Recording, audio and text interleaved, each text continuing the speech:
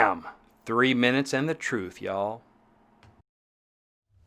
Hey y'all, my name is Brent Baxter. I'm a pro songwriter with cuts by these folks and others, and I help songwriters like you turn pro by teaching you how to write like a pro, how to do business like a pro, and on a regular basis, I help connect you to the pros through my website, songwritingpro.com. It's a lot of pros, but it's a lot of help, hopefully. All right, so today I'm going to talk about 3 minutes and the truth about song critiques. All right, so I started off getting song critiques in an NSAI chapter in Arkansas and sending my cassette tapes through the mail to NSAI and get them back, and I'd be getting professional feedback.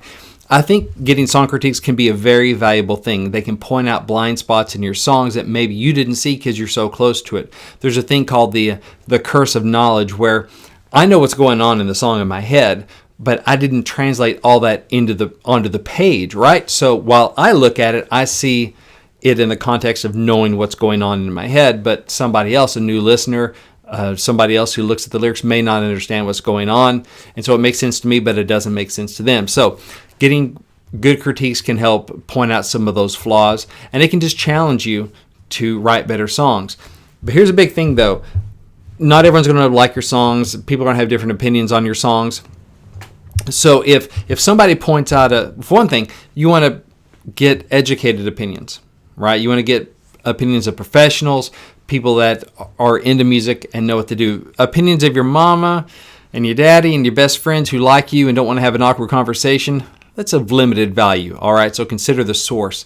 But if you go to pros who don't really know who you are, don't have a dog in that fight, and they're just going to give you their honest opinion, but still their honest opinion may not be but one opinion in a sea of opinions. This business is full of opinions.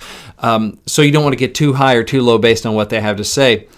The way I look at it is, if you get a particular piece of feedback, critique about like, oh, that third line in your second verse, that really, it's really confusing. It takes me out of the song. Okay, consider it, right? Especially considering the source. If they're a pro, consider and go, can that line be better? Can I make it better? But maybe you change it, maybe you don't. You hear that again, ooh, somebody else also said the same thing. I really need to take a look at it. If a third person says that has a knowledgeable opinion, you really need to look at it because it probably is a serious problem. That sort of thing. So that's kind of how I look at it. If I hear it from, some of it is just personal opinion. Hey, I don't really like the groove. Other people may like the groove. Or I think this is a little too bold. Other people may go, that's just spot on. That's what I love.